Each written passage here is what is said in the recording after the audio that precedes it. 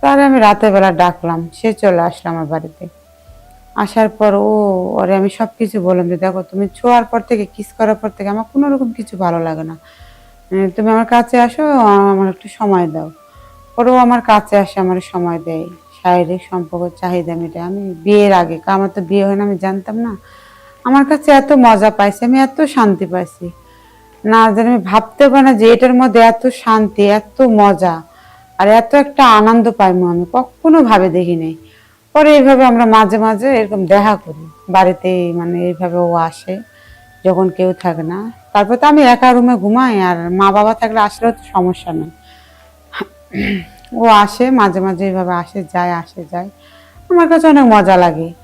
আর এইভাবে আমার থাকার পর থেকে আমার কোনো রকম কিছু ভালো লাগতো না। কখন খালি কাছে পাবো, কখন খালি কাজ করবো, মানে এরকমটা আমি ভাবতাম।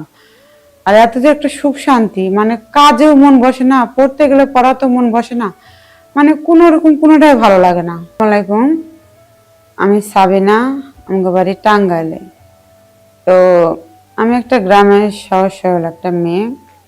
তো ক্লাস যখন 7-এ পড়তাম, তখন একটা ছেলের সাথে আমি অনেক গভীরভাবে মানে সম্পর্কে জড়াই, অনেক ভালোবাসতাম তাকে। ও যে স্কুলে পড়তো আমি সেই স্কুলে পড়তাম। তো প্রেম প্রীতি করতে করতে কলেজে চলে যায় দুজনে, ও কলেজে পড়তো আমি পড়তাম। তো আমরা তো বাড়ির বাইরে থাকতাম, লেখাপড়া করতাম, হোটেলে থাকতাম। পরে একদিন আমি আরে বললাম যে চলো আমার কোনো একটা ঘুরতে নিয়ে চলো। তো সে বললো তাহলে চলো একদিন সিনেমা দেখতে যাই। আমি বললাম আচ্ছা ঠিক আছে চলো যাই। পরে ও আমার নিয়ে চলে গেল সিনেমা দেখতে। তো আমি তো কখনো সিনেমা দেখি না, এমনি থেকে টিভিতে মানে বাড়িতে বসে বসে এগুলো দেখতাম, কিন্তু সিনেমা কখনো মানে যাই নাই, দেখি নাই, বুঝি না। পরে দেখলাম সিনেমার মধ্যে থেকে অন্ধকার, মানে কিছুই দেখা যায় না। পরে তো দেখতেছি ও আস্তে আস্তে আমার গালে হাত দেয়, কিস করে, এই করে সেই করে। আমার প্রথম প্রথম সুসুরি লাগতো, পরে পরে ভালো লাগতেছিল, অনেক মজা পাইছি আমি। পরে অনেক সময় অনেক কিছু হয়েছে, 3 ঘন্টা ধরে যতক্ষণ আমরা ছিলাম সিনেমার হলের মধ্যে, ততক্ষণে অনেক আদর করতো আমাকে, আমার কাছে অনেক ভালো লাগতো।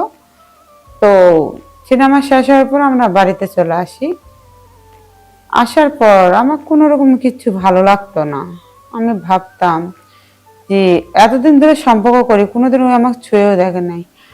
আর যখন আমার ও ছুঁয়ে দেখছে, যতক্ষণ থেকে ওর মানে কাছে ছিল, আমার খুব আনন্দ পাইছে, ভালো লাগছে। কিন্তু ছোঁয়ার পর থেকে বাড়িতে এসে আমাকে আর কোনো কিছু ভালো লাগতো না। ভাবতাম যে কখন তারে আমি কাছে পাবো, কখন কি হবে, মানে এগুলো অনেক সময় ভাবতাম। একদিন তো বাড়ি ফাঁকা, পরে আমি তারে বললাম যে দেখো, আমার তো অনেক সময় খারাপ লাগে, ভালো লাগে না, তো তুমি আসো না আমার বাড়িতে একদিন। কয় আচ্ছা ঠিক আছে। তাহলে আমি রাতের বেলা ডাকলাম, সে চলে আসলো আমার বাড়িতে। আসার পর ওরে আমি সবকিছু বললাম যে দেখো, তুমি ছোঁয়ার পর থেকে, কিস করার পর থেকে আমার কোনো রকম কিছু ভালো লাগে না। তুমি আমার কাছে আসো, আমার একটু সময় দাও। ওরও আমার কাছে আসে, আমার সময় দেয়। শারীরিক সম্পর্ক চাহিদা মেটায়। আমি বিয়ের আগে, আমার তো বিয়ে হয় না, আমি জানতাম না। আমার কাছে এত মজা পাইছি, আমি এত শান্তি পাইছি, না জানি আমি ভাবতে পারি না যে এটার মধ্যে এত শান্তি, এত মজা আর এত একটা আনন্দ পাইমু আমি কখনো ভাবে দেখি নাই।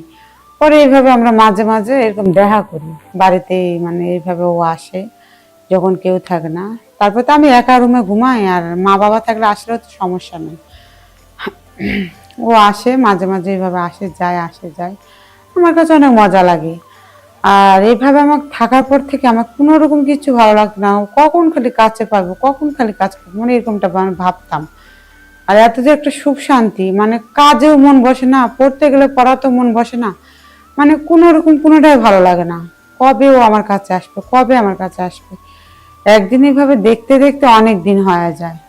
হওয়ার পর হঠাৎ করে একদিন আমার মা দেখে যে ওর সাথে আমি শারীরিক সম্পর্কের চাহিদা মেটাচ্ছি।